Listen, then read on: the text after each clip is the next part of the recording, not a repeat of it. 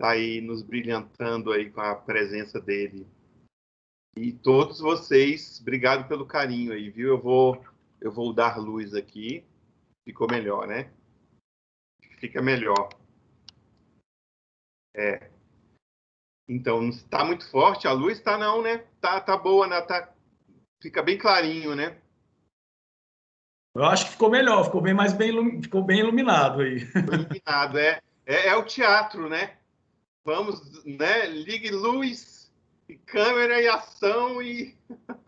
Aliás, o senhor falou sobre a questão do teatro, eu tô com uma saudade enorme, acho que todos os artistas estão, do palco, do camarim. Eu já falei com uns amigos meus que são donos aqui de bares aqui em Taguatinga, eu falei, ó, já reserve para mim em março do ano que vem, para o Charan voltar a tocar. Voltou até uma saudade que eu muito tempo eu não tinha, de voltar a tocar na noite, professor, samba. Eu já separei até o pandeiro, veja só, aqui, ó. Este é meu pandeiro. Professor Cláudio, desculpa estar tomando o tempo do senhor, Não, viu? Mas você fala em camarim, em arte, aí eu tenho que trazer. Ó, professor Cláudio também vai estar comigo, viu? Fazendo participação especial lá no Clube do Choro. Gente, professor Cláudio, só um momento, deixa eu apresentar isso para vocês. Esse aqui é o pandeirinho do Choro. E aí, olha só o som dele, é bem tranquilo, ó.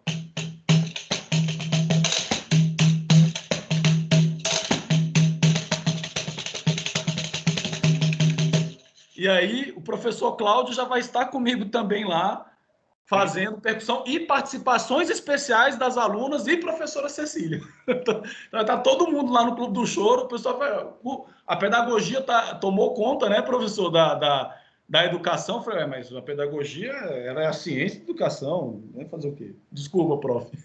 Não, prof, pode... Estamos falando de arte, né? Estamos falando da afetividade, do amor na pedagogia, na educação. Então tá tudo na área, né? Não tá fugindo, não.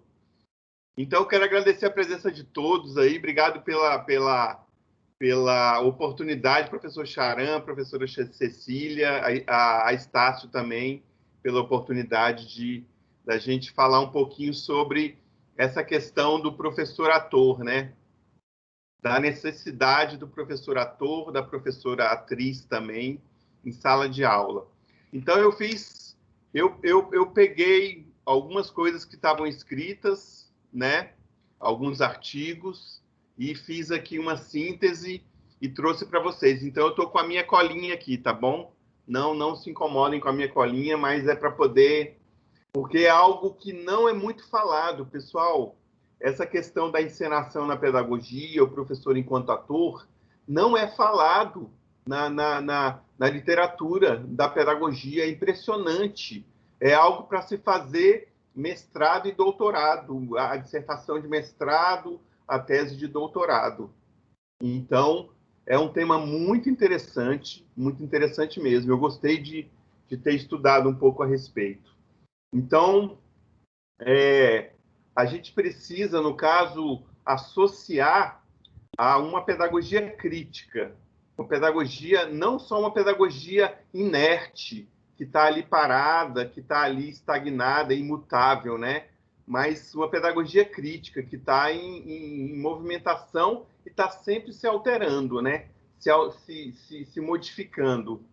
Então, essa pedagogia crítica, ela leva o professor a ser um professor ator, no caso do nosso tema, né, a ser estudado, onde se inventa uma nova linguagem de comunicação entre alunos e professores. Então, é uma nova linguagem para se falar em sala de aula. Os pedagogos e pedagogas aí presentes, falar em sala de aula sobre teatro, falar como ator, como atriz, é genial. Eu falo isso pela experiência própria. O professor também, Charan, ele é um ator. Eu descobri isso na aula de arte e educação. Cara, é impressionante. Ele imitou um monte de personagens. Isso é ser ator, sabe, Maria do Carmo e todos vocês aí. Cara, muito legal, professor. Eu fiquei muito contente com você, viu, em sala. E então, com esse conhecimento do professor ator, Eu vou falar só no masculino, porque senão eu fico repetindo o masculino e o feminino, tá? Não me levem a mal.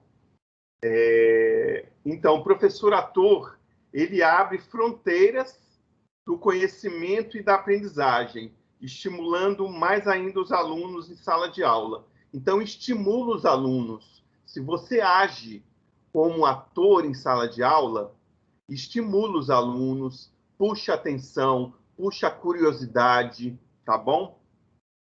E os recursos artísticos utilizados pelo professor ator na pedagogia complementam e traz essência para a sala de aula. Percebe que é muito mais tem muito mais substância quando o professor utiliza características e aspectos artísticos em sala de aula. O professor como ator em sala é uma alternativa eficaz e prazerosa. Outra questão, o prazer, né, prof? Que a gente sempre fala a respeito das aulas de pedagogia e a respeito do pedagogo e da pedagoga em sala. Os alunos, as crianças têm que sentir prazer. Elas têm que gostar da escola. Elas têm que querer estar na escola, tá bom? Então, tem uma questão aqui interessantíssima. A sala de aula como universo cênico do professor. Até um dos artigos que eu peguei lá tem esse item e eu coloquei do jeito que está lá. A sala de aula como universo cênico do professor. Aí ele vem dizer, o aprender tem que estar diretamente ligado ao divertir-se em sala. Outra questão, a gente tem que se divertir em sala de aula. Esse é o grande lance, prof, de uma pedagogia interessante, prazerosa. Tem que se divertir. As crianças têm que se divertir, né? Essa questão, por exemplo, da educação infantil, na educação infantil, eu acho que só tem que brincar, não tem que fazer mais nada. Tudo por meio da brincadeira, do jogo, né? do teatro, da arte. Então, tem que brincar. Eu acho que é o grande lance da educação infantil. Depois a gente vai pensando na informática, vai pensando no judô, no balé, e assim no jiu-jitsu, tá? Então, a construção dos saberes precisa passar, sim, pela encenação do professor para os seus alunos. Numa peça de teatro, por exemplo, existem os atores em cena e o público que existe ali, né? Então, tem os atores e o público. No caso, o professor-ator, ele é o ator da peça de teatro. Ele está ali, vamos visualizar que ele estivesse encenando, né? Que ele estivesse executando uma peça de teatro, só para vocês visualizarem. Não que o professor seja...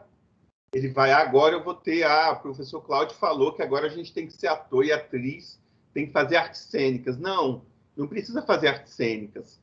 Tem até um professor da UNB, que é o Hugo Rodas, né, um professor de artes cênicas. Ele diz que para você ser ator, você não precisa fazer artes cênicas, mas você precisa assistir peças de teatro, você precisa frequentar circos, frequentar ambientes, museus, entendeu? Obras de arte, ter contato com obras de arte também. Tudo isso forma um ator. E vai certamente formar vocês como pedagogos, né? Na sala de aula, o ator é o professor e o seu público são os alunos e as alunas, tá bom? A comunicação entre alunos e professor é melhor feita se há encenação, se tem dramatização, tá bom? Pois o corpo do ator, vamos falar do corpo agora, o corpo do ator se inclui na educação. E o trabalho de ator e o seu corpo existem nas artes cênicas. Pessoal, eu fiz várias disciplinas na UNB de artes cênicas e fiz teatro amador. Desde 93 eu faço teatro amador, né? Agora eu estou com uma palhaçaria, mas desde 93 que eu frequento o ambiente das artes cênicas. Então, essa questão do corpo é muito interessante. Por que o ator e a atriz falam do corpo, da necessidade de trabalhar muito o corpo? Porque, na verdade, é o instrumento de trabalho, né? Então, é a forma de expressar, a forma de se comunicar com o seu público é por meio do corpo. Por isso que o corpo é tão importante para as artes cênicas, tá bom? Então, a gente vai continuar falando sobre o corpo aqui. O corpo se torna um dispositivo, no entanto, um dispositivo educacional em sala de aula. O corpo do professor deixa de ser reto e rígido. Olha uma desconstrução na pedagogia. O corpo reto e rígido do professor.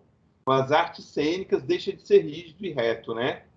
E passa a ser flexível e vivo, né? É bem interessante essa questão, porque isso vem lá dos prussianos, né? Da pedagogia da Prússia lá, que o professor é a autoridade, não que a gente deixe de ser uma autoridade, é o respeito pelo ser humano, mas não é porque ele é professor que ele tem que ser, né, assim, vangloriado, né? Mas ele é mais um ser humano, mas ele tem que ser respeitado porque ele está ali também passando o conteúdo, está construindo a educação, a aprendizagem. Não deveríamos condenar o corpo como algo inferior à razão. Olha que interessante, professor Charan. Não é? Essa frase é perfeita, né? Essa frase a gente vai fazer uma camiseta, eu e o senhor, viu? Vamos fazer uma camiseta com essa frase. Vou repetir. Não deveríamos considerar o corpo como algo inferior à razão. Olha que genial. O professor, o pedagogo e a pedagoga darem aula com o corpo. Como é que vai ser feito isso? Essa é a minha pergunta. Como é que vai ser dado a aula com o corpo do pedagogo e da pedagoga? Um de cada vez, senão vai tumultuar. Se ninguém tiver nada, eu já vou, hein? Eu levantando a mão. Gente, porque essa frase, ela diz muita coisa. Essa frase é o inverso de quase toda a filosofia a filosofia hegemônica acerca da razão, acerca da substância. Eu vou longe, né? Sempre eu gosto de ir lá para a filosofia, né, para os grandes filósofos gregos e ocidentais. Eu lembro do Eduardo Galeano dizendo que ele dizia que o corpo é uma festa. Olha que coisa incrível. Quer dizer, Físio, né, prof? oi? Tabaco. Quer dizer, o corpo durante bom tempo na filosofia foi tido como algo do pecado, algo proibido, os desejos encerrados. E tem alguns filósofos, dentre eles Spinoza, obviamente, que vai dizer, olha, o corpo ele é o parâmetro da diversidade, ou seja, o corpo é ele que diz o que cada um de nós somos, porque somos todos diferentes, né? E que mesmo a nossa consciência e mesmo a nossa mente é objeto do corpo. Então, a gente parece que esquece, às vezes, e a filosofia e os filósofos às vezes parecem que esquecem, que, na verdade, a mente, a vida, a existência, os afetos, as emoções e os sentimentos, eles têm uma base material. Parece muito óbvio, mas não é, porque eu vou dar só um pequeno exemplo, professor, para não tomar muito tempo. Durante séculos, a psicologia foi uma psicologia metafísica, que acreditava que a consciência estava deslocada da nossa corporeidade, da nossa mente, que também é substância, que também é corpo. E todo o nosso corpo é uma substância pensante. Quando a gente vai ler Spinoza, a gente fala, não tem por que a gente encerrar o corpo, né, prof? Porque, afinal de contas, o corpo ele é uma substância pensante, ele é uma substância do desejo e ele é uma substância dos afetos também. Então, é muito interessante isso, essa ideia do corpo que trouxestes aí para a gente refletir um pouco sobre. Né? Prof, assim, eu li há muito tempo atrás, não lembro se é os gregos, queria que você, se você souber, você dizer para a gente. Não sei se são os gregos que enxergavam na antiguidade que tinha, o nosso coração era no cérebro. Eu não sei, assim, eu não sei de confirmar, mas eu li isso, achei super interessante. Depois da medicina na anatomia, é que eles descobriram que o coração ficava no peito. Mas, ó, ligado à razão, né? Muito ligado à razão. O coração está aqui. Exato. Assim, no sentido da neurociência atual, a neurociência atual ela comprova que a teoria das paixões correta é aquela teoria que diz que o afeto ele é que move a ação e a razão apenas justifica aquilo que já foi realizado. Ou seja, antes de eu tomar um café ou antes de eu realizar qualquer ato, na verdade, quem decidiu aquele meu comportamento direcionado àquela ação não foi a minha razão, mas foi a emoção, foi o afeto. A razão ela é póstuma. Mesmo que seja segundos depois, ou milésimo, isso é neurologia pura, tá? Vocês podem pesquisar isso. Neurologia avançada, agora, né? Com Antônio Damasio, agora mais para cá. Então, quer dizer, o afeto, nesse sentido, ele é tudo. E o corpo também, porque o corpo enquanto ente afetivo. Quer dizer, sem corpo não há uma existência material propriamente dita. E sem esse corpo que nos faz afetar e sermos afetados, sem ele não tem como a gente ter uma ideia, porque a mente, que também é corpo, ela mapeia as afecções que são sentidas pelo corpo. Na filosofia, isso é muito claro que quando a gente tem qualquer relação do corpo para com outro corpo, ou do corpo para qualquer outros corpos, outras substâncias, aquelas marcas que ficam da coisa que nos afeta, a mente vai lá, a mente que é um ente material, mapeia essas afecções, mapeia essas emoções, mapeia. Então, sem o corpo, como é que a gente poderia ser afetado e afetar, né? Do ponto de vista afetivo. Prof, eu fiz uma pergunta aí, né? Vocês lembram? Para ver se vocês lembram da pergunta. Nem eu lembro, tá? Mas eu tô só. Esqueci já. Eu acho que eu falei da questão do o que fazer em sala de aula, como pedagogo e pedagoga, para que seja uma aula prazerosa, eficiente, ativa, que seja da pedagogia ativa também, da metodologia ativa. O que pode ser feito em sala de aula com as crianças? Pessoal da arte e educação, cadê vocês? Prof, tem muita gente, né? Ó, deve ter umas 20 pessoas, é isso? 23. Mas a gente vai chegar ainda, porque tá chegando aqui que tem. Mas olha, o Guilherme ele já fez um comentário, ele colocou assim: curiosidade, no meu primeiro dia de aula, o professor Cláudio fez uma apresentação de palhaço. Quando eu vi ele, eu logo falei: preciso dele como meu orientador de TCC. E eu nem mesmo sabia o que era TCC. Ele é incrível. E eu, como um ator amador, amei ver ele nos dando uma bela aula vestido de palhaço. KKKKK. Maravilha. Foi em Guilherme. 2020, né, prof? Acho que foi em março, não foi? Acho que foi. Foi isso mesmo. Foi, Guilherme? Foi março de 2020. 2020. Pô, que honra. Eu teria... Seria uma honra minha ser seu orientador. Se não der, eu posso ser co-orientador, né, o Charan? Claro, claro. Monique levantou a mãozinha. Vai lá, Monique. Oi, Monique. Oi, boa noite, professores. Boa noite Boa noite. a todos. Respondendo a pergunta do senhor, nós vamos trabalhar, assim, onde eu trabalho, a gente vai fazer uma oficina sobre musicalização para crianças de 2 a 5 anos. Então, assim, a gente vai trabalhar materiais, né, que fazem barulho, assim, que faz barulhos diferentes e tal, para trabalhar com essas crianças. Então, elas vão produzir, elas vão poder reconhecer os sons, entendeu? Eu achei isso bem bacana, a gente poder trabalhar, mostrar o concreto para elas verem, ter associação do som com o que faz o barulho. Então, assim, é uma das formas que a gente pode ver, assim, trabalhar, né, com as crianças. Essa questão de utilizar o vivencial, que você fala, Monique? Isso, o concreto, Concreto, o que produz o som. É mais ou Entendo. menos nesse sentido. Não, tem sentido, sim. Quem É mais? isso. A gente vai juntando. Obrigado, Monique. Obrigado, Monique. Agora, Gustavo Duarte. Só Grande ligar o som, Gustavo. viu? O áudio. Boa noite, professores. Boa Tudo noite. bem? Maravilha você aqui. Gratidão pelo convite, pela oportunidade mais uma vez. Tem um livro que é O Corpo Fala, do Pierre e do Roland, que uma das passagens que eu me recordo é que ele diz que a vida é um fluxo constante de energia e é a linguagem do corpo, né?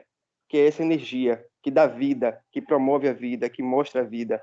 Então, uma pedagogia trabalhada recentemente com as crianças da comunidade do Calabaque, em Salvador, na Bahia, nós tentamos resgatar a cultura local com as cantigas de rodas e mostrar às crianças que, além do nosso folclore, que é um folclore muito bonito, a expressividade do corpo ela é a beleza que deve ser mostrada e que deve ser respeitada, porque aqui a gente vê muito a informação do corpo muito precoce, de forma negativa, sendo instrumentalizada pelas músicas regionais.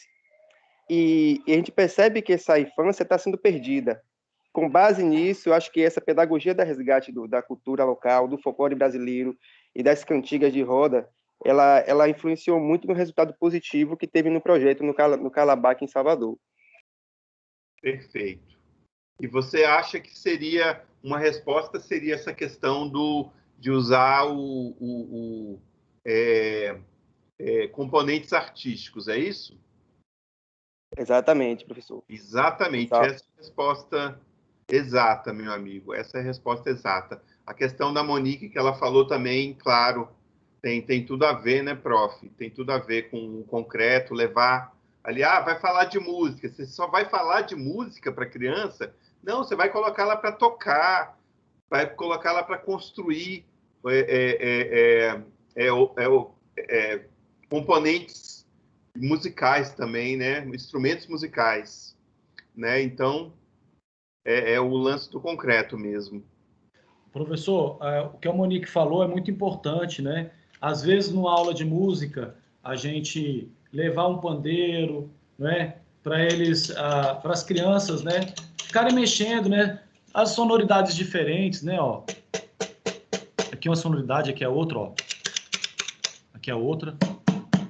Aqui é outra. Né? E deixar mexer, né? Fazer ritmos, trazer para o concreto, porque a arte se vivencia, né? Não tem como a gente ficar falando muito sobre arte, não, porque perde o sentido da essência dela. Então, o Gustavo, juntando o que a Monique falou, mas o Gustavo, né? A valorização da nossa cultura brasileira, riquíssima. A gente pega folia de reis, quebradeira de coco brabaçu, samba de roda, tantas possibilidades, né? Marus e caboclinhos, tem tanta... A nossa cultura popular é tão rica, e trazer isso dentro de sala de aula, e que a academia, um dia, possa entender que os mestres da nossa cultura popular são mestres mesmo. Infelizmente, a universidade, às vezes, por uma questão elitista e de condição de classe, não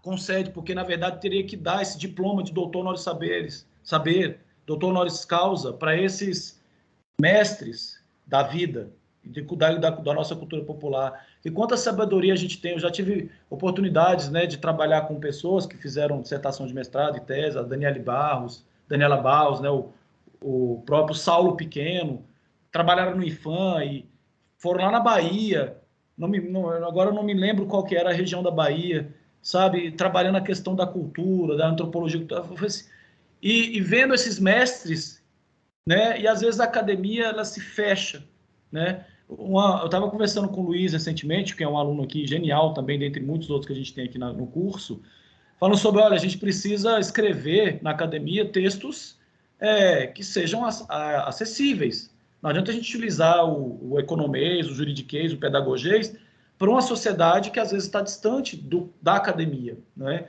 Então, trazer essa cultura popular, professor, eu acho que também os elementos riquíssimos artísticos que tem, porque a cultura popular é tudo junto, né? Ela não tem essa... Assim, ao mesmo tempo que você faz ali nas cavalhadas aqui em Pirenópolis, que faz aqueles touros, né? Tá tudo ali, a arte, a tradição oral, né? Que é riquíssima, e tá tudo junto e misturado, né? A religiosidade, a espiritualidade. E assim, Trazer isso para a sala de aula é muito genial. viva, né, prof? A arte é viva, né? Exatamente. E ela deixa a gente vivo, né? Com certeza. Parece meio clichê falar isso, né? Que a arte deixa a gente vivo, mas deixa a gente vivo. Vivo de verdade. Então, o Guilherme Castro, né, que falou aí, né, sobre a apresentação. Ô, Guilherme, eu queria seu contato aí para a gente bater um papo aí, se você se interessar. Depois, prof, se você puder passar o contato dele. Tá bom? Então, vamos lá, né? O corpo é o registro sensitivo do mundo que nos rodeia, e ter um corpo é aprender a ser mexido, movido e colocado em movimento pelo professor e pelos alunos em sala. Então, assim, essa coisa do movimento, né? De movimentar o corpo, isso é questão do ator, né? O ator faz isso numa peça de teatro.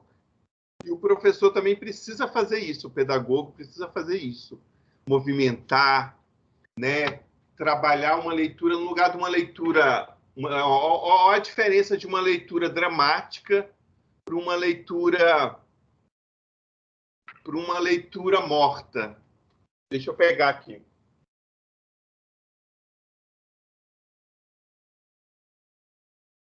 Vou pegar uma literatura infantil aqui. Eu tenho vários livros aqui. Vou pegar o Curupira. O Gustavo falou sobre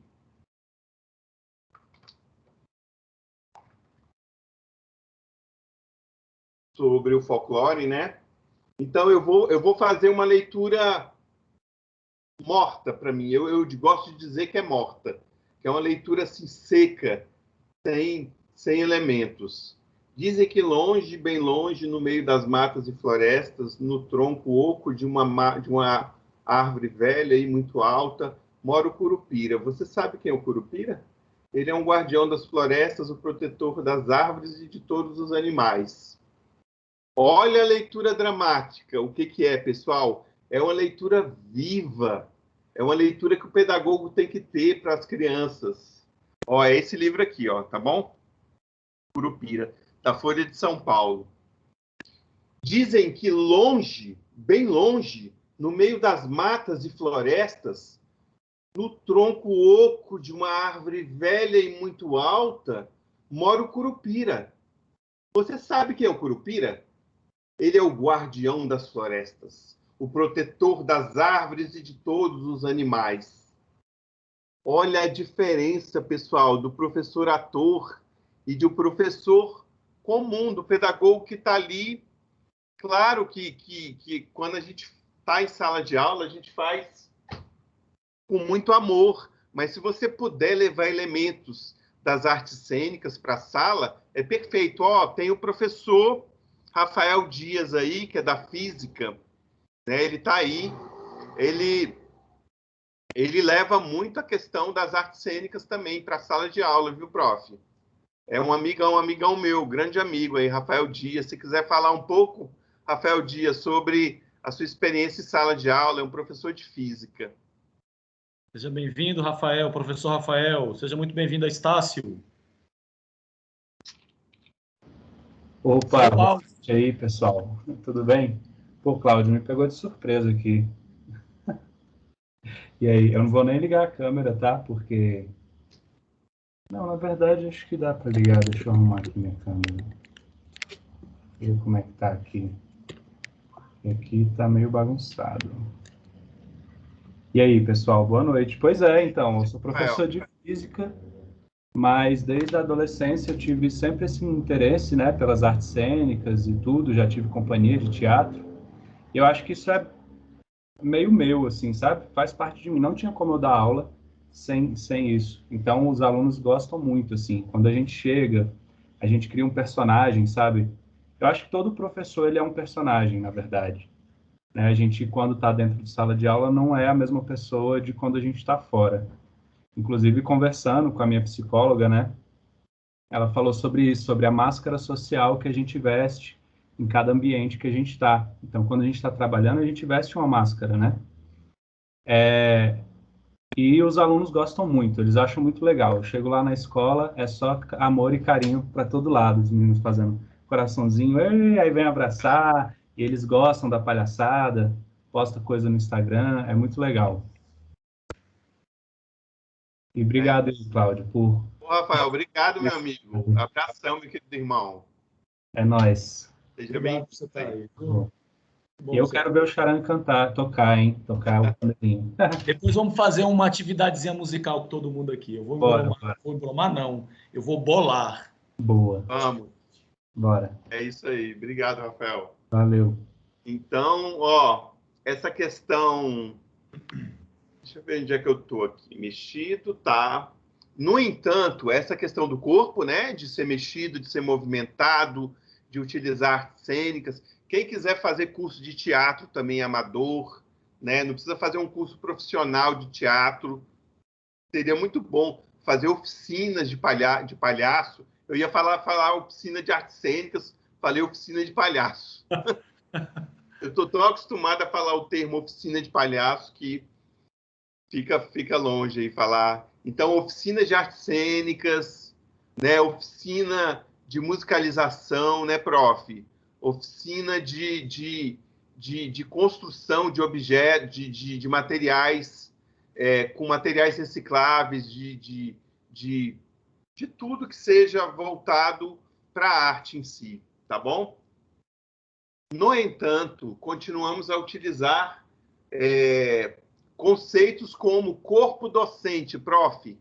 Olha que interessante, corpo docente da faculdade ou da universidade, mas esse corpo de professores precisa utilizar em sua sala de aula a arte como elemento modificador e visceral de uma nova pedagogia, uma pedagogia vivencial, uma pedagogia prazerosa.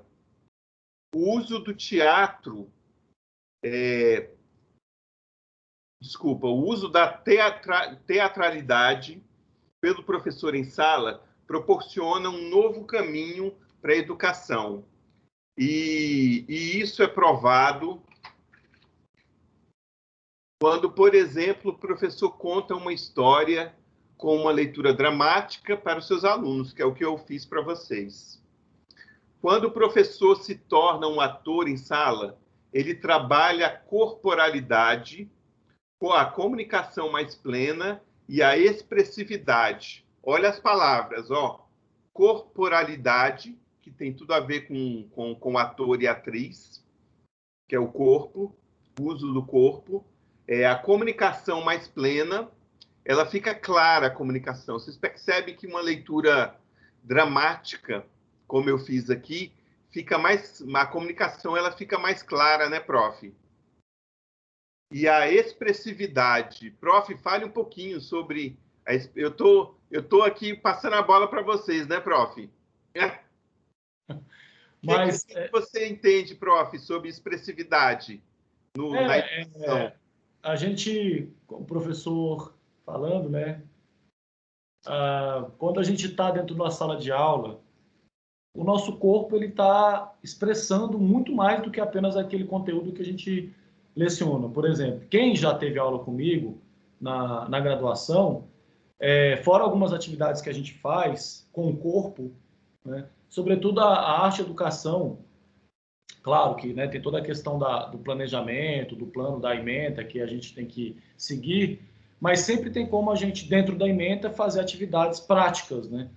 Então, da postura que o professor chega em sala de aula, né, cabisbaixo ou não, é claro que o aluno, naquele momento, que é, digamos, o público, né, para o qual o professor se dirige, mas não apenas para os alunos, mas fazer com os alunos também, aquilo que vai dar a totalidade teatral, a totalidade da encenação, dos corpos em interação, porque não é apenas o professor com o pincel, né, que alcança, às vezes, o coração do aluno. Tem uma frase muito interessante do Vygotsky, que ele diz o seguinte, uma coisa muito dura que ele fala, mas que é verdade. Ele diz: a escola muitas vezes tem secado os corações dos alunos. Mas por que tem secado? Porque, às vezes, o professor não atinge o lado emocional, né, que é o cognitivo. Eu tenho batido na mesma tecla há muitos anos. A maioria, ou os casos que a gente tem de dificuldade de aprendizagem, no geral, não são problemas cognitivos. São problemas afetivos que produziram problemas cognitivos. Por exemplo, são pessoas que tiveram, nas suas trajetórias de vida, um lar muito conflituoso do ponto de vista social, ou teve, até às vezes, dependendo dos rincões do Brasil, a gente tem pessoas que, infelizmente, não têm, às vezes, o que comer no dia. Então, toda essa relação que o corpo não vai tendo com o ambiente faz com que haja uma dificuldade cognitiva, porque, do ponto de vista afetivo, não houve um ambiente qualitativamente rico e que oportunizasse o desenvolvimento cognitivo. Então, veja, a maioria das pessoas que tem o medo da matemática são pessoas que odeiam ou tiveram algum problema com algum professor de matemática. Então, tá vendo como é que o corpo docente, né, esse corpo docente que fala, que se expressa, que gesticula, que teatraliza, muitas vezes é o corpo que vai proporcionar uma dificuldade afetiva. E o medo leva ao não entendimento, o medo leva a não querermos aprender, no caso da matemática, que tem estudos e estudos, né? Estudos, gente, realmente literatura dizendo que a matemática causa uma fobia tão grande que às vezes as pessoas desmaiam, alunos que desmaiam, está na literatura. Quando o professor de matemática chega na aula, tem alunos que têm taquicardia. Isso é muito sério. Então, quer dizer, qual é o problema cognitivo que está aí? Nenhum. Todos nós somos capazes de efetuar cálculos e aprender qualquer coisa que seja. Entretanto, se a gente não gosta da aula, nem na aula a gente está. A gente pode estar do ponto de vista do corpo, mas a mente, que também é corpo, não vai estar lá. É isso que eu penso. A professora Cecília queria falar, ela levantou a mão. Perfeito, prof. Oi. Grata, professor Charan, grata, professor Cláudio, pelo espaço. E não, essa expressialidade, né, essa expressão que o professor Augusto e o que o professor Cláudio traz agora, falando das emoções, se expressando no corpo, é muito claro, é muito visível quando você observa a Libras, né, a língua brasileira de sinais. Porque um sinal, ele vai ter outro sentido pela expressão facial, pela intensidade do movimento. Então, é um outro contexto de fala, então fica muito nítido, né, essa expressialidade dentro da Libras, porque é isso. E aí, assim, não adianta, uma pessoa surda não vai entender o sinal isolado, ele vai entender o contexto da expressão do corpo, da sensação dos outros. Então, há outros sentimentos envoltos que suprem a audição, né? E muitas delas é essa expressão. E por que, prof? Porque eu tenho costume de chamar o professor Charan de prof, chamando a senhora de prof aqui. Professora Cecília. Então, assim, o que acontece, como eu disse aqui, né, nas minhas anotações, que aumenta a comunicação, e é isso que os alunos surdos fazem, né? Eles precisam se comunicar melhor, e para isso tem expressão facial, tem corpo, tem sentimento. A gente sente que tem um sentimento ali muito, muito presente, né, professora? Exatamente isso. E esse sentimento é que vai dar a interpretação do que está sendo comunicado naquele momento. E para tudo, assim. Isso foi um exemplo que eu trouxe, mas da mesma forma também nós, professores, assim, a nossa expressão corporal vai conseguir deixar um clima mais positivo ou não dentro de sala de aula. Perfeito, eu concordo demais, professora. Muito bom. Obrigado, professora Cecília. O professor quer falar alguma coisa, professor Charan, aí? Não? Então, vamos lá. Eu peguei uma questão aqui, um tema também dos artigos, né? e fala sobre a necessidade da reorganização da sala, do espaço da sala de aula. Olha que loucura, isso é muito antigo, essa coisa das salas, uma fileira atrás da outra, né? Uma fileira não, uma carteira atrás da outra, né? A sala de aula é praticamente imutável e tem fileiras de cadeiras, a mesa do professor, o quadro branco ou negro, e 4 paredes brancas que delimitam esse espaço. Bom, a gente podia falar um pouquinho a respeito disso, né? Assim, é quase imutável. São poucos professores que modificam a sala de aula. Não sei, professor Charan, como é que você coloca a sala de aula dos seus alunos? Eu acho que assim, a gente está, como alguns filósofos falam, né, o Foucault e alguns outros, que nós estamos na sociedade não apenas da vigilância e da punição, quanto do confinamento. Já reparou que a gente sempre está em ambientes confinados? Eu estou dentro de um ambiente confinado aqui, ó, tá vendo? Né? Então, quer dizer, a gente está dentro do metrô, quando está dentro do metrô, está dentro de uma sala, quando está dentro... Cadê o universo? Cadê, né? Cadê a natureza? Cadê? Então, quando a gente fala de encenação, um artista ele vai organizar o ambiente. Quando a gente tem uma peça de teatro, tem lá os objetos que vão compor a peça, né? Uma mesa, uma carteira, né? Ou às vezes um instrumento musical. E o professor também tem que se atentar na forma como ele organiza, né, esse espaço social educativo, que é a sala de aula, mas também pode ser outros ambientes. Uhum. Eu lembro que na Estácio, foi ano de 2019, na disciplina Arte e Educação, tem uma aula que a gente faz instrumentos musicais e a gente sai pela instituição cantando, sabe? As pessoas falam, tá tendo protesto aqui na Estácio. Fazendo um cortejo, né, prof? Eu saio da sala de aula e a gente vai, quando a gente, é uma aula específica da Arte e Educação, quando vai falar de musicalidade, que a gente faz os instrumentos dentro de sala de aula, né? E aí a gente faz, pega o graveto, eu falo, pessoal, vamos agora sair da Estácio, aqui no setor de coisa, tem a arvorezinha lá perto ali daquele posto, se quiser vamos atravessar a rua para catar graveto, às vezes a gente encontra cano de PVC. Agora, como não está muito mais, né, no presencial, tá todo mundo ficando assim, mais em casa, então até os materiais também ficaram escassos, né? Antigamente, quando todo mundo estava na rua ali, muito mais pessoas, a gente achava cano de PVC, claro, a gente lavava, tinha todo esse cuidado e tudo mais, e fazia instrumentos musicais. Dali, a gente fazia, a gente compunha uma música, eu e as alunas, né? E a gente cantava essa música e saía pela Estácio, né? Pelos corredores, e o pessoal falava, meu Deus, é o protesto que está acontecendo aqui, só aquele barulho de bumbo, né? Todo mundo cantando, né? Teve a última vez que até a gente emendou, né? Aquela viver e não ter a vergonha de ser feliz. Aí a gente saiu pela Estácio. E aí, quer dizer, não ficamos na sala. Ou seja, é muito bom que a arte traz para a gente, nesse sentido assim, de que a gente pode extravasar, na medida do possível, porque também vai depender da instituição, né? Enfim, uma série de coisas que não nos diz respeito, mas é interessante a gente pensar, porque quando a gente está organizando fisicamente um espaço, também a gente está organizando ele psiquicamente, né? Então, assim, não é apenas você colocar a sala em círculo, a lá Paulo Freire, ou a gente colocar as carteiras a lá Educação Prussiana, enfileiradas, né? Isso também vai ter uma repercussão no psiquismo. Se boa ou não, aí a gente, né, não tem como avaliar, porque cada situação é uma situação singular.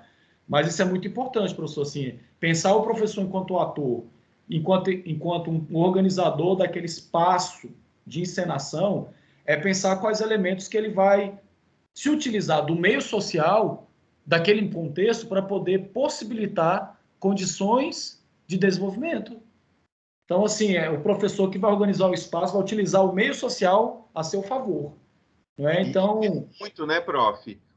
O espaço físico ali, a sala de aula e como as carteiras estão, como a mesa do professor está, né? Diz muito simbolicamente ali, pensando em Jung, por exemplo, né? É muito simbólico, né? Será que o professor quer ser ouvido?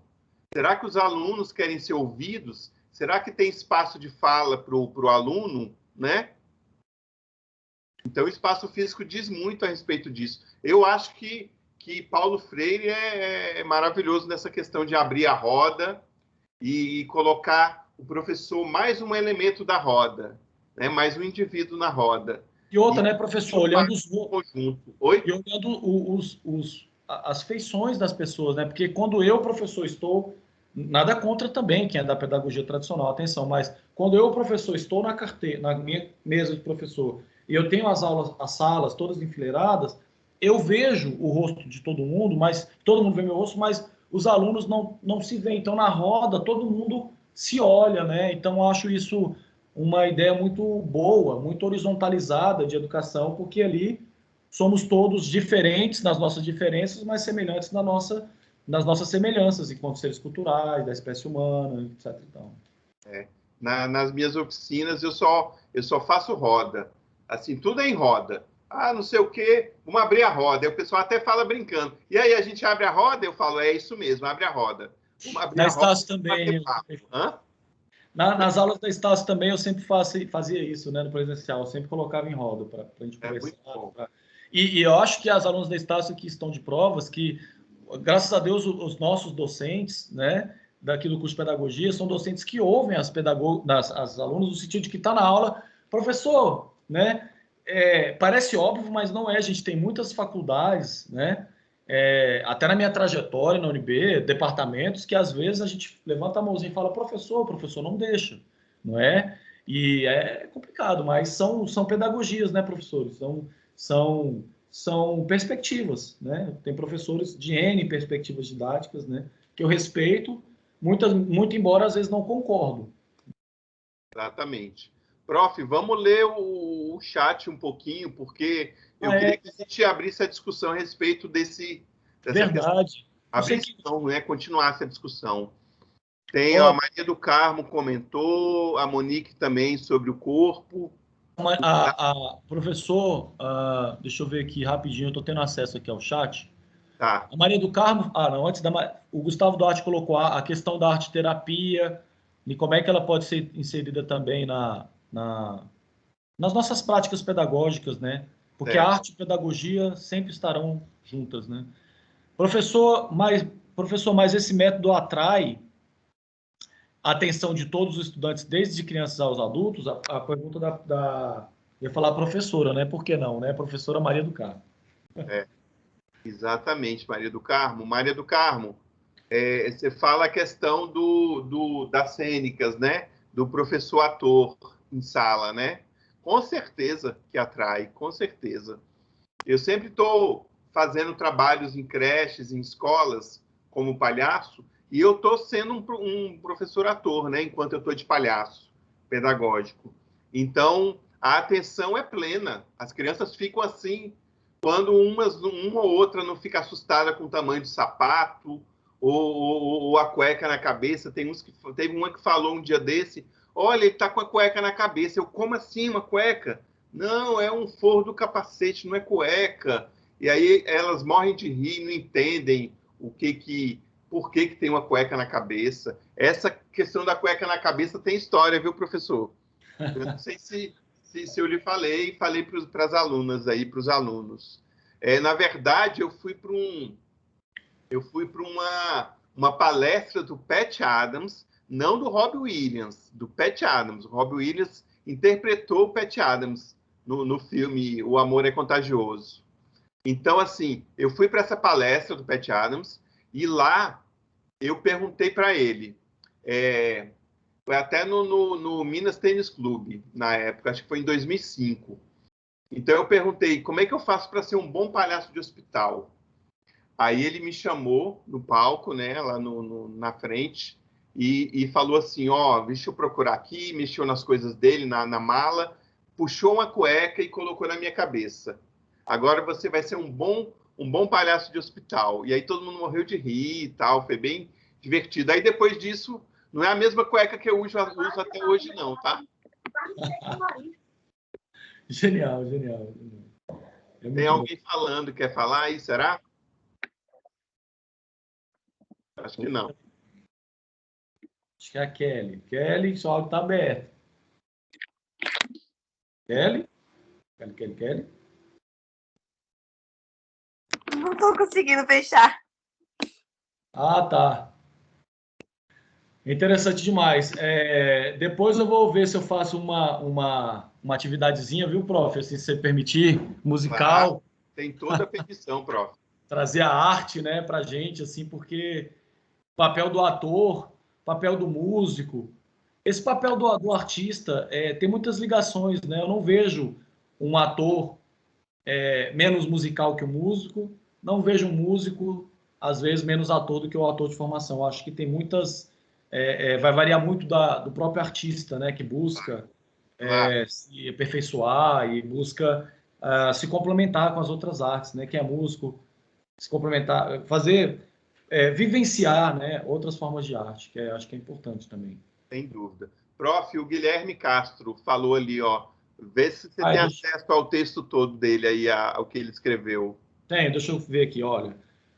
O Guilherme colocou: tive uma professora de filosofia no segundo ano que só deixava a sala dela em formato oval. Ela odiava as fileiras em forma oval, né, sem ninguém na frente. Parecia que as aulas fluíam bem melhor assim, né, nesse formato oval, né?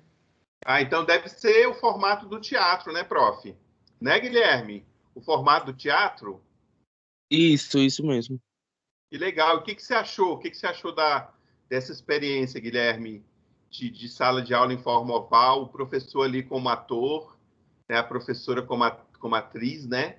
E os alunos como público? Era uma experiência totalmente diferente das outras, né? Porque a gente ficava sempre em fileiras, aí acaba que a gente se distrai com outra coisa. E nesse formato oval, não, porque ela ficava lá e tudo que ela fazia, a gente conseguia olhar bem, ver bem o que ela estava fazendo, ver as explicações dela, tudo que ela fazia, a gente conseguia ter uma atenção bem maior do que nas fileiras, porque nas fileiras a gente se distrai bastante com outras coisas. Exato.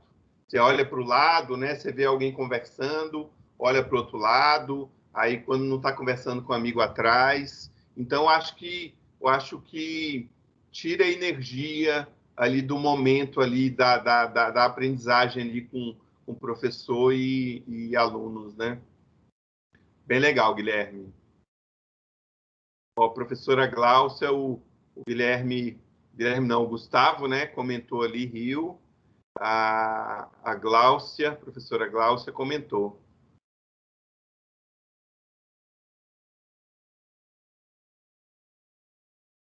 Professor, eu não... Ah, tá, eu tenho que apertar aqui para ler tudo, né? Ó, a professora Gláucia disse: não teve experiência mais linda do que ter convidado o professor Cláudio para ir de palhaço para uma ambientação para os alunos de EAD, onde os alunos adultos encantados, foi uma experiência incrível. Realmente, né, professora Gláucia? Obrigado pela presença, viu? Professora da Unicesumar, a professora Gláucia. Não, foi belíssimo, foi belíssimo. Eu tenho até gravado, tem no meu canal do YouTube, viu? Quem quiser procurar lá o canal, é prof.claudiomoraes, Moraes com E. Deixa eu digitar aqui o canal do YouTube.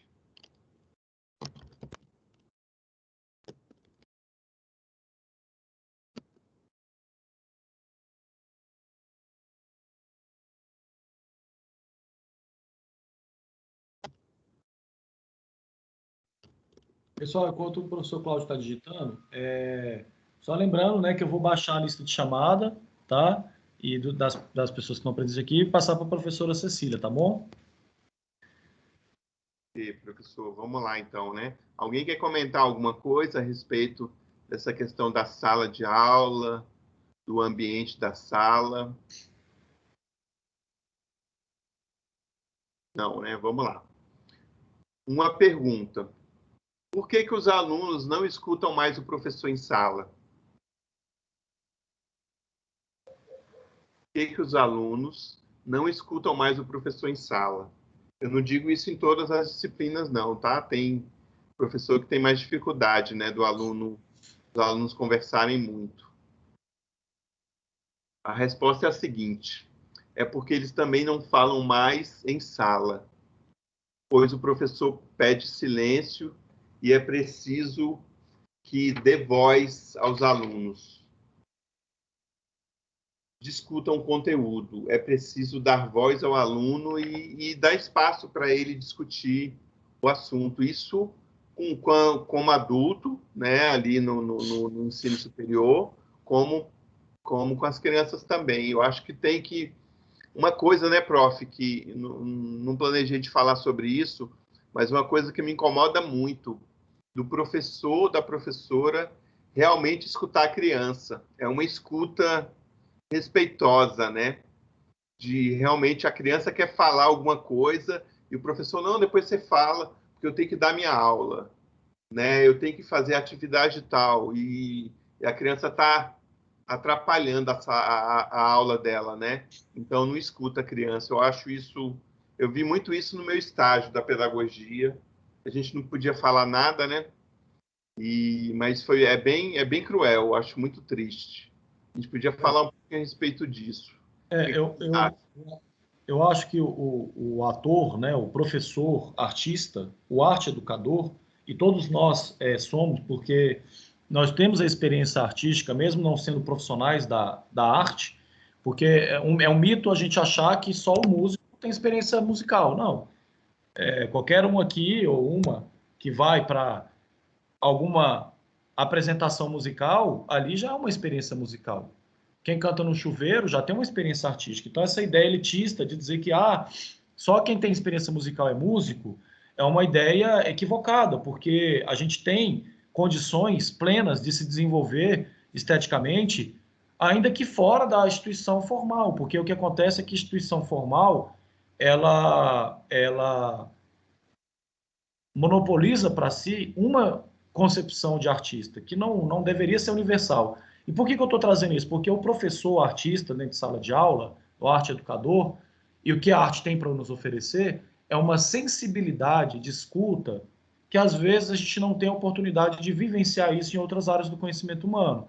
Então, por exemplo, eu acho que o professor deve estar aberto, a pedagoga, e a arte nos ensina isso, a gente ler nas entrelinhas, a ouvir o inaudível, a gente enxergar aquilo que não se vê.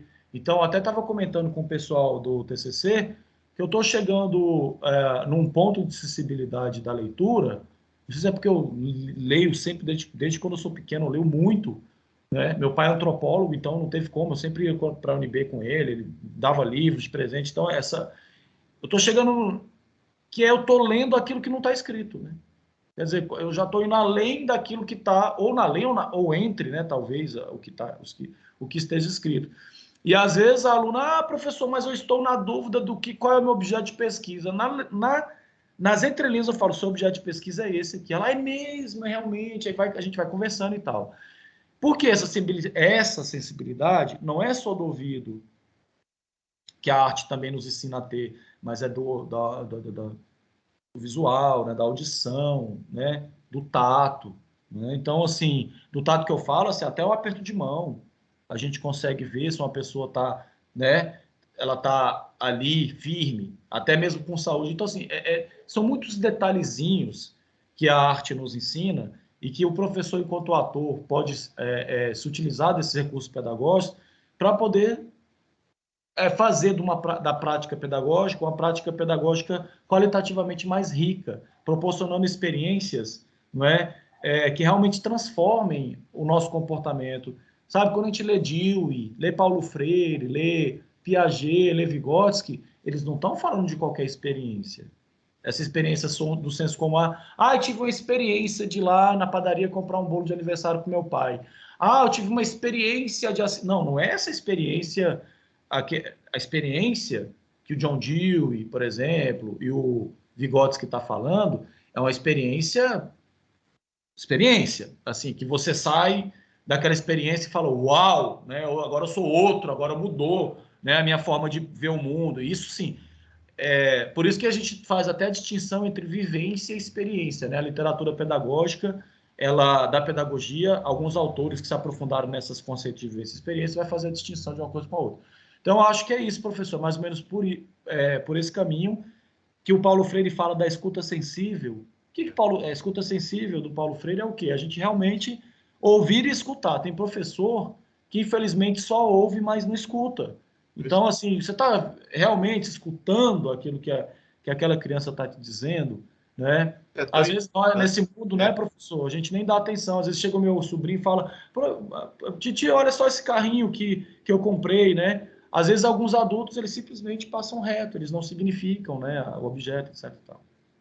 Quando não fala que isso aqui não é conversa de criança, isso aqui é conversa de adulto, por favor. Né? Isso aí é criminoso, mas tudo bem. Então, o Gustavo quer falar alguma coisa. Marta Inácio também.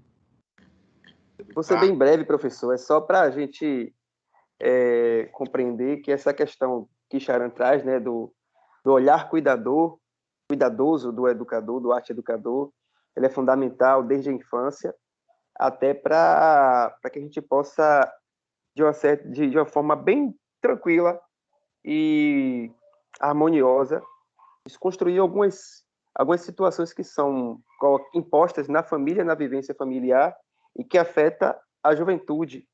Eu que trabalho com juventude de comunidades bem carentes daqui de Salvador, dentro de uma instituição que é privada, mas que faz o social e muito bem feito, eu enxergo muitas das vezes a dificuldade do jovem, ele querer falar ou ele querer se expor dentro de uma atividade, de um curso de artes, que envolve dança, que envolve música, canto, dele querer expor o seu talento justamente porque ele é desacreditado desde o processo de infância e que ele não tem talento para tal, e de que ele começa a ouvir não só na família, mas também de algumas pessoas do seu convívio social, de que ele não tem condições de chegar a um objetivo de ser um artista, de ser um professor, de ser um profissional na área.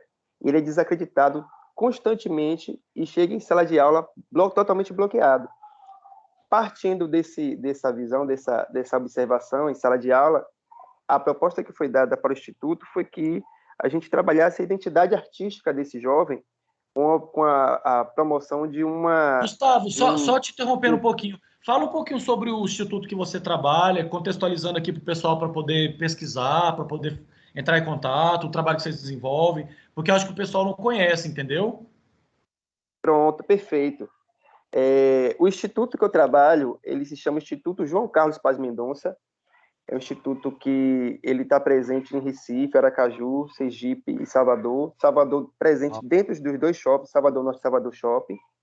E a gente atende as comunidades mais carentes do entorno, ou seja, a gente aproxima a comunidade do shopping para mostrar que o shopping, apesar de ter aqui todo aquele glamour, ele tem o acesso da comunidade. A gente capacita esses jovens em vários tipos de formação profissional para o mundo do trabalho e para a vida. E esse jovem ele é convidado a sempre retornar quando quiser, até conseguindo uma indicação para o mundo do trabalho. E a verdade que a gente encontra nessas comunidades, todas elas que são atendidas, é justamente um discurso bem parecido. O discurso do desacreditar, não só em sala de aula, por parte de alguns profissionais de educação, como também se desacreditar por parte da família e por parte do convívio social que ele tem em redes digitais e redes presenciais. Então, é um desafio muito grande trazer esse jovem para a sala, dialogar com ele e fazer com que ele, de uma forma diferente, ele destrave para que ele possa mostrar o seu talento, ele possa mostrar o seu conhecimento e ele possa acreditar em si e acreditar que ele pode seguir em frente. Belíssimo. Realmente, principalmente o adolescente, né, Gustavo? Não é escutado. Não tem uma escuta respeitosa. É o que a gente estava falando anteriormente, né, de que às vezes o aluno ele chega com um bloqueio, né, ele chega com um bloqueio afetivo e daí não tem como acontecer a aprendizagem porque não tem o afeto. Então, sem afeto não tem como ter uma aprendizagem adequada, né. Professor Cláudio, estava pensando aqui da gente caminhando para os finalmente, né, da gente fechar um pouco aqui o nosso assunto, mas deixando assim o fechamento, dando continuidade, né, daquilo de como é que a gente pode pensar um professor, ator, e quais que são as consequências da gente pensar um professor enquanto ator dentro de sala de aula. Quais que são assim os benefícios, né? A gente tem falado, a gente já falou sobre muitas coisas aqui, mas caminhando já mais para o finzinho, assim, como é que a gente pode pensar quais são as contribuições, quais são os benefícios que esse professor, enquanto ator, pode proporcionar para o ambiente educativo, né? Entendi. Os efeitos, né, prof? Os efeitos... O que ocasiona o professor ou Exato. a professora ser um ator, né? Um ator em potencial, vamos falar assim, porque para não assustar as pessoas, né? Porque os alunos ficam pensando, ai meu Deus, eu vou ter que ser ator. Não, é um ator em potencial, é um esforço de ser um ator em sala de aula. Prof, tem a questão de melhorar a atenção, né? É uma aula mais prazerosa, uma aula onde está todo mundo a fim de ter a aula. Eu acho que isso é muito importante. Dar aula para quem não está afim, sinceramente, isso para mim é o fim. Mas, assim, isso acontece, isso é comum acontecer, né, prof? Isso é comum. Certo. Assim, o que eu acho que a arte pode proporcionar também, né? A arte e a educação pode proporcionar é essa sensibilidade de ver o outro enquanto um ser afetivo, enquanto um corpo que se move. Na 2019, na Estácio, eu tinha um aluno, que eu não vou citar aqui o nome dele, mas ele só aprendia andando pela sala. Olha que coisa, né? Ele só aprendia andando pela sala. Ele literalmente andava pela sala. No momento que ele, né, sentava na cadeira, ele já não entendia nada. Ele falou, professor, eu tenho que explicar para o senhor aqui. Se quiser, eu trago, né, relatórios. Eu sou laudado, né, eu tenho hiperatividade assim, enorme. Se eu tenho espectro autista, enfim, uma série de coisas. Se eu quiser, eu trago o laudo aqui. Eu falei, não precisa. Professor, eu só leio textos e só aprendo se eu estiver em movimento. E aí, olha só que coisa interessante. A maior resistência que eu tive não foi do professor Mauro, porque ele não teve resistência alguma. Foi das alunas. As alunas, professor, ele está me atrapalhando aqui. Aí esse menino fica andando aqui na sala. E ele está tirando minha atenção na tua aula. Quer dizer, às vezes, gente, não é nenhum professor que é a tradicional. Às vezes é também. Mas, às vezes, o aluno, ele também, como a gente, no geral, fomos educados na educação tradicional, às vezes o próprio aluno, eu falei, gente, olha, né, o tantatão, o nome, ele só aprende andando. Gente, ele fazia a prova andando, ele já tinha já uma específica dele, é tipo um porta-papel duro, né, para não amassar. Aí ele, tipo, aqueles coisas, né, que o Detran multa, eu esqueci o nome, que você coloca o papel. Como é que é o nome? Não é pasta, Caderneta. é uma... Caderneta. Prancheta, essa é a palavra. Aí ele andava com a prancheta com a V1, gente, era engraçado demais, porque eu andando, todo mundo sentadinho, e ele andando pela sala escrevendo, né? E ele andando lendo o texto. Falei, gente, hoje a gente vai ler o texto, hoje tal. Ele andava pela sala e lendo, assim. Eu acho genial. Assim, eu acho que no final das contas... Ele estava lendo em voz alta? Não, quando eu pedia para ele ler em voz alta, ele lia em voz alta e circulando pela sala. Mas no final das contas, sabe que eu até adotei um pouco o método dele? Às vezes, quando eu estou lendo aqui, eu falo, quer saber, eu vou falar igual o meu aluno tal. Eu começo a andar pelo quarto e começo a ler, e olha que eu começo a entender melhor. Sabe, parece que ele nos ensinou que existe uma forma de aprendizagem que não está nem catalogada, né? Eu acho que isso não tem literatura. Nunca li nenhum artigo falando sobre pessoas que só aprendem. Se for assim, conteúdo assim, sistematizado, claro que a gente aprende, né? A gente aprende com todo mundo, com as nossas relações, mas tô falando, dentro de um ambiente institucional, achei genial. Então, assim, talvez um professor muito tradicional teria problemas. Fala, não, aqui na minha sala, né? Tem professor universitário até hoje que o aluno fala, professor, precisa ao banheiro. Eles não deixam. Né? Então, assim, é muito complicado. Professor, mas assim, caminhando para os finalmente, né? Deixar essa questão, né? Será que a gente deixa para os alunos essa questão? Se eu quer responder? Vamos ouvir os alunos. Eu acho que tinha pelo menos umas 3 pessoas que queriam falar. Será que dá tempo deles falarem? Dá, claro que dá. Aí eu dou a minha fala para eles. Pronto. Você falando aí desse aluno, eu lembrei de mim, porque eu, assim, para me fazer qualquer leitura, eu não consigo fazer em voz baixa. Qualquer leitura que eu for fazer, se eu ler em silêncio, assim, igual as pessoas normais, eu não consigo entender. Eu só consigo ler em voz alta. Só em voz alta. Qualquer livro, qualquer coisa, qualquer mensagem, só em voz alta. Eu não consigo ler e, assim, igual vocês leem, pensamento, olha lá e lê, né? Eu não. Eu tenho que ler, vamos supor, hoje é dia de não sei o quê, não sei o quê, não sei o quê. Vocês leem pensamento. Eu leio desse jeito que eu falei aqui. Interessante. Maria do Carmo, acho que cada um tem sua forma, seu método, né? E independente de como é feito, eu acho que tem que ser respeitado, né, prof? Cada um do seu jeito. Eu aprendi isso numa escola que eu trabalhei na Asa Norte. Cada um tem seu jeito, cada criança é uma criança, é um universo. Exatamente. Quem mais quer falar aí? Tinha mais pessoas mesmo, acho que eram uns 3 alunos que levantaram a mãozinha aqui. Não sei quem mais. Eu acho que era só mesmo Eu vi Maria Inácio. Tem Maria. professor Marta. Segredo, Na verdade, tem uns tipos de aprendizagem, né? Eu aprendo muito pelo ouvir. Aí, eu acho que esse rapaz que ficava andando pela sala, eu acho que é a aprendizagem sinestésica, que é essa que tem que estar movimentando, outros aprendem com música, ouvindo música, então, assim, tem os tipos de aprendizagem, né? Agora, eu levantei a mão antes com relação a essa coisa, essa questão de o aluno falar, né, e o professor ouvir. Eu acho que um grande desafio que se põe, que se coloca para o professor, é a questão do equilíbrio, porque, assim, ele tem que abrir espaço para o aluno falar, mas ele tem que ser um bom mediador, né? Porque, assim, principalmente com a educação infantil, eu vejo que, assim, às vezes vou contar uma história, aí o menino, ô tia, minha tia viajou não sei para onde, assim, não tem nada a ver com a história. E as outras crianças começam nesse, tia, e minha irmã foi não sei para onde, né? Então, assim, eu acho que é muito importante ouvir, mas, assim, também saber lidar com essas situações para trazer a criança de volta, porque senão ela se perde na aprendizagem, né? Verdade, interessante, viu? Muito bom. Eu concordo com você, concordo que tem que ser desse jeito. Cada um tem sua forma, né?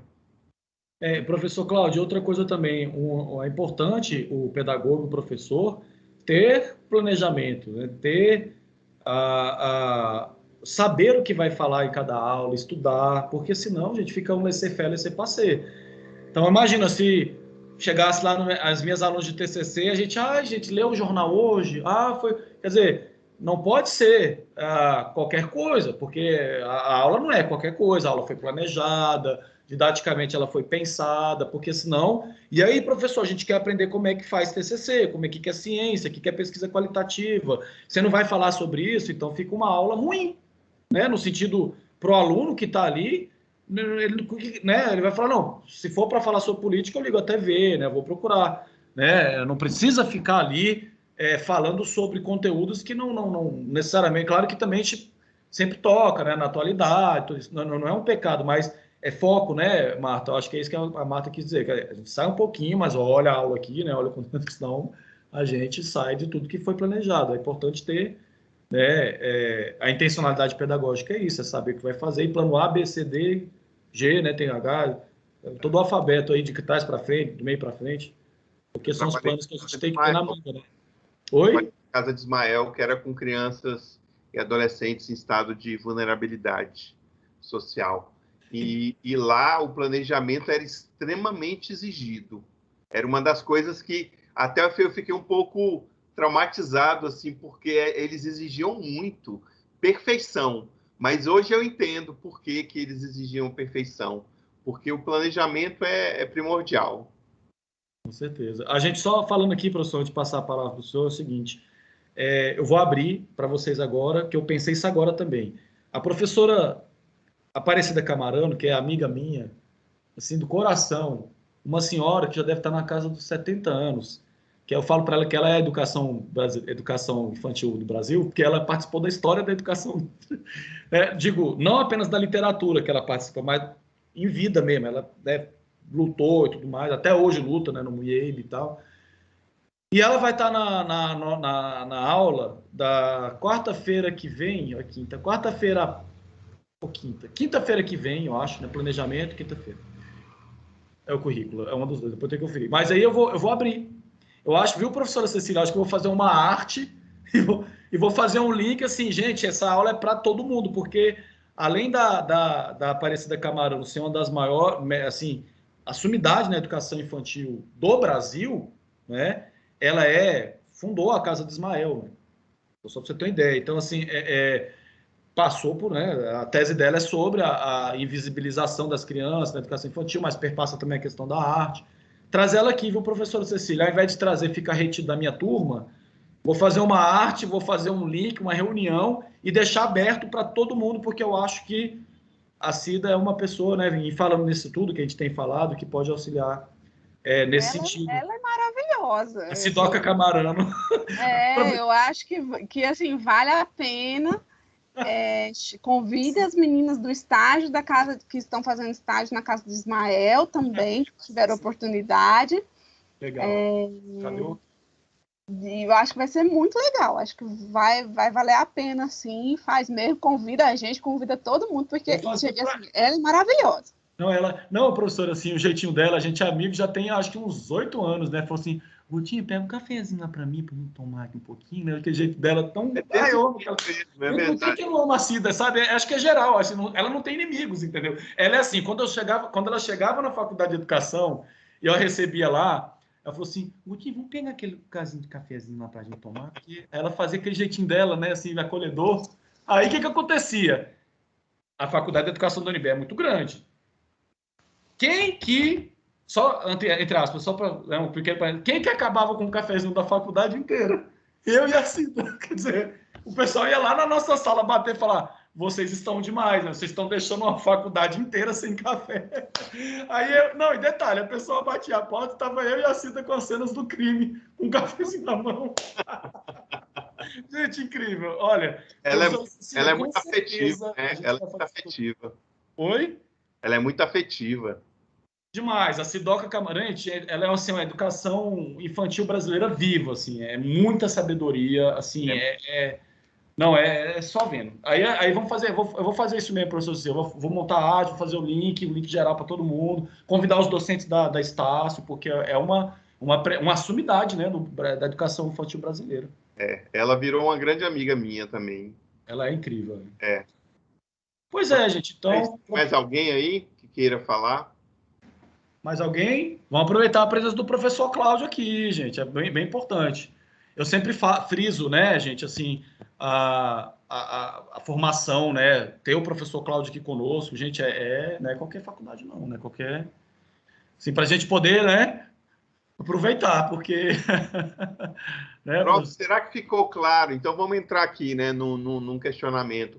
Será que ficou claro essa questão do professor ator, da professora atriz em sala de aula? Pode colocar esse termo entre aspas, tá, pessoal? Para vocês não se assustarem, né? Não ficarem, ai meu Deus, e agora? Não sou um ator, não sou atriz. Deixa eu só falar uma coisinha aqui. A Maria do Carmo, ela se soube artista. Ela não sabia que ela é artista. Aí, a arte e educação, né, Maria do Carmo, é tão importante que, às vezes, nós temos pessoas que são artistas, mas porque a gente tem uma concepção, né, Maria do Carmo, assim, tão elitista de artista, quem que vai para a escola de arte, que faz o diploma, que tem... A gente tem uma mega artista aqui, não sei se vocês conhecem, né, a artista Maria do Carmo. Escondidinho, né? Talento escondido, talento que fica ali, não fala para ninguém. Olha, Maria do Carmo, tô sabendo. Xará, mestre amado, aproveitando aqui a oportunidade de estar com você, eu estou terminando aqui o presente que eu prometi. Estava na prova, né? AVD, AVDS, mas não sei o quê, mas não sei o quê. Mas agora estou terminando, tá bom? Assim que eu terminar o seu presente, com certeza eu vou te entregar, tá bom? Agora eu vou ter tempo. Conta um pouquinho da sua arte aí, conta um pouquinho da sua arte. Depois você precisa fazer exposição, é sério, eu tô falando sério. É verdade. Gente, ela faz cada material, é crochê que fala, né? O nome correto é esse, né? É, crochê, eu faço qualquer tipo de crochê. cada peça que ela faz, é peça. É peça. Você olha e você fala, meu Deus, a gente tem que fazer uma exposição no próximo semestre. Temos um artista A que... sua já está quase pronta, prof. A sua e a da sua mamãe já tá quase pronta. A sua já está pronta, falta da mamãe, porque eu quero entregar as duas juntas. Que presente. Muito obrigado, Maria do Carmo. Essas artistas, né, professor? Que tem... É tão bom isso, né, prof? Encontrar um artista assim, né? Parabéns, Maria do Carmo. Belíssimo. Os nossos alunos, né? O Guilherme mesmo, eu quero ver. Guilherme, olha, eu estou de olho aqui nas alunas e alunos, que eu estou vendo que o pessoal está com arte assim, velada, sabe? Assim, desenha muito bem, mas fica só. Não, gente, vamos revelar isso. Revelar os nossos. Eu queria falar com o Guilherme, e se ele pudesse não desligar e a gente trocar o WhatsApp aí, Guilherme, se você se interessar de bater um papo depois. Sim, com certeza, professor. Bom, a gente fica no finalzinho e troca aqui o número, tá bom? Então, mais alguém, gente, antes do professor Cláudio fazer o arremate, mais alguém queria perguntar alguma coisa, comentar, falar, enfim? Oi, professor. Oi. Então, é Janaína.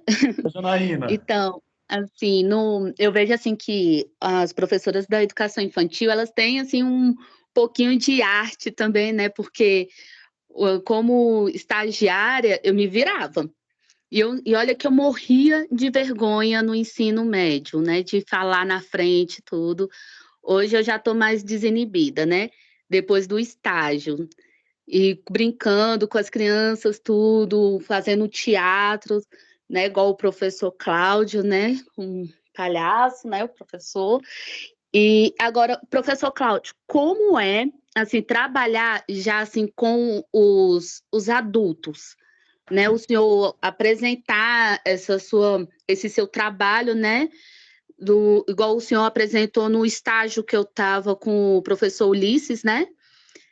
E como que é, assim, o senhor trabalhar já com o adulto? E como que é o senhor também tirar essa vergonha, esse jeito, assim, do adulto para ele também se expor, né? Para ele também falar, para ele colocar para fora o que ele tem, assim, dessa arte.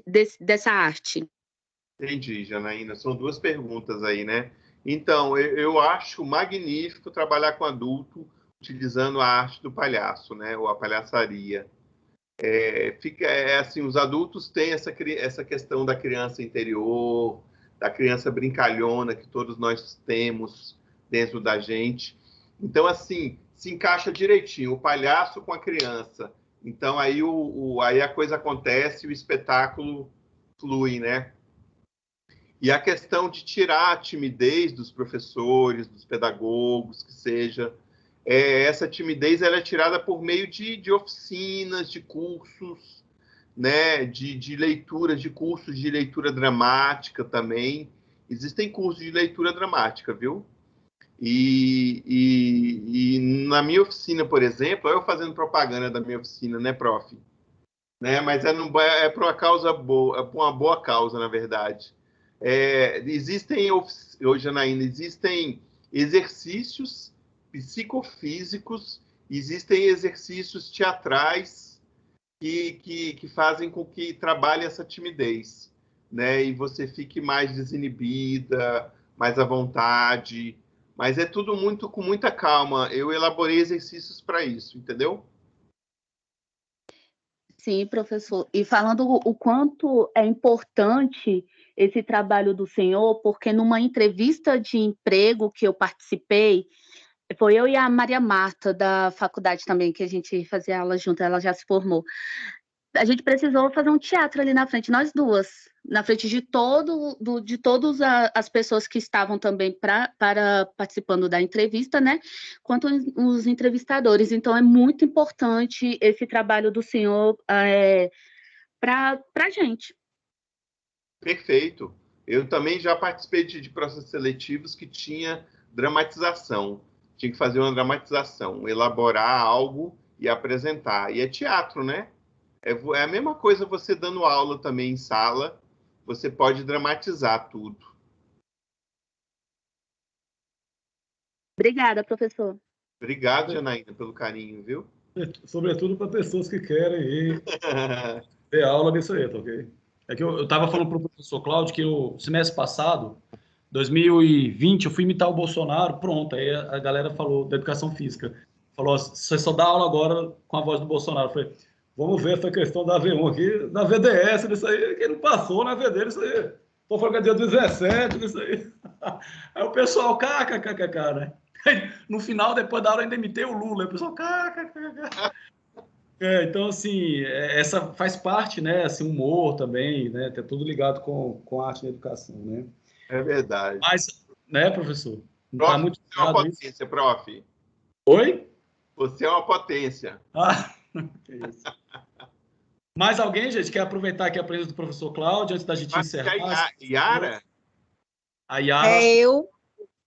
Verdade. Professor, eu acho isso tão importante porque quando a gente se caracteriza, a gente se apresenta de uma forma diferente, é tão importante porque não é só uma encenação, vai a muito mais além do que uma encenação, vai um aprendizado, professor, vai uma forma de eu conseguir que aquele aluno ele aprenda um conteúdo diferente, isso é muito importante.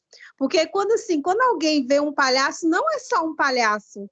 Quando o senhor fala, quando ela é a aluna, eu esqueci até o nome dela que estava falando sobre o palhaço, eu vi a seguinte, a Janaína, eu vi a seguinte cena daquele O Amor Contagia, quem já assistiu aquele filme, é exatamente isso, professor. A gente, quando o professor ensena, dramatiza alguma situação, conteúdo, é tão importante isso na vida de um aprendizado, de uma, na verdade, uma metodologia de ensino diferenciada, né? Podemos dizer isso. Assim, eu acho muito gratificante tudo isso que vocês podem estar nos ensinando, porque é muito importante, porque é aqui que eu posso errar, é aqui que eu posso perguntar, é aqui que eu posso tudo. Porque quando eu estiver já exercendo essa minha profissão, eu não posso perguntar, eu não posso errar, porque eu tenho aquelas pessoas que elas podem me criticar, aquelas pessoas que elas dependem de mim para que eu possa ensinar e ajudar a desenvolvimento. Compreende? Eu acho isso muito importante. Parabéns a todos vocês. Yara, parabéns a você também pela fala, belíssima. Obrigado. Obrigado, Yara. Mais alguém, gente, antes da gente encerrar a noite de hoje, queria falar alguma coisa, comentar, perguntas? Então, não sei se a professora Cecília fala primeiro e depois o Cláudio fecha ou vice-versa. Bem, professor. Queria agradecer ao professor Cláudio, né, por essa participação maravilhosa aqui na nossa brinquedoteca, viu, professor Cláudio? Você brilhou, viu, como sempre. Muito obrigada, viu, pela aprendizagem. Nossa, eu estou totalmente emocionada. Obrigada, viu? Muito obrigada mesmo. Obrigado, viu? Que bom que você gostou. Eu sei que os alunos gostaram também, que a gente sente. Deu bom, né, professor? Deu bom. No próximo semestre, ainda, se Deus quiser, vai ser melhor ainda, com atividades práticas, atividades lúdicas, várias oficinas, musicais, arte e tudo mais. E, assim, hoje a gente fecha, né? Presencial. Estamos aguardando, eu e a Maria. Ai, demais. Gente, e hoje, assim, antes da gente ir para o encerramento, vocês sabem que hoje, infelizmente, acabou, né, para esse semestre a Brinquedoteca. Hoje foi o último dia do semestre para esta Brinquedoteca, né? Agora a Brinquedoteca só lá para março, fevereiro do ano que vem, tá? Fechou com o professor Cláudio. Acabou o Cara Doce. Então, assim, né? Mas é torcer, assim, para... Vamos ver, vai ser bem melhor. Tomara que o mundo esteja melhor, todo mundo vacinado. Tem uma carinha triste ali para me colocar, mas não tem. Oi? Estou caçando uma carinha triste, mas não tem, só tem parabéns, coração. Eu queria uma carinha triste para colocar. A última brinquedoteca. Ah, não, gente. Mas não fica assim, não. Rapidinho o tempo passa, né? O tempo só das férias. Então, vamos lá, né, pessoal? Encerrar a nossa noite de hoje. Então, professora Cecília, depois o professor Cláudio, como é que a gente pode ser assim? Professor, eu só quero dar boa noite mesmo, assim, a todo mundo. dizer que foi um encerramento grandioso, lindo, emocionante, como a Maria do Carmo nos disse, como Janaína trouxe, né, as nossas monitoras da Brinquedoteca que abrilhantaram, enriqueceram o nosso movimento também aqui dentro da Brinquedoteca, dinamizaram muito mais as divulgações e as participações dentro do nosso contexto. Ao professor Cláudio, que praticamente participou de todas as ações também, e hoje encerra com toda essa grandiosidade, com essa apoteose de evento aqui. Então, de fato, é só agradecer e semestre que vem estaremos novamente juntos com uma proposta bem interessante que eu e o professor Charan estamos amadurecendo aí de formações bem consistentes para vocês. Então, passa a palavra para o professor Cláudio, assim, com todo o carinho que eu posso expressar nesse momento. Ô, professora, e eu quero conhecer todos vocês ao vivo, quero abraçar, quando puder abraçar, né? Não conheço a professora Cecília pessoalmente, a Maria do Carmo não conheço também. Quero ver vocês. Mas eu quero agradecer e quero finalizar com a frase do Rubem Alves. Rubem Alves falou muito sobre essa questão do professor ator, viu? Ele falou assim, que todo professor precisa ter um pouco de ator em sala de aula. Rubem Alves, para mim, é uma referência belíssima. Obrigado, professora Cecília. Obrigado, Charan. Obrigado a Estácio, aos alunos e alunas da pedagogia. Então, muito obrigado, pessoal.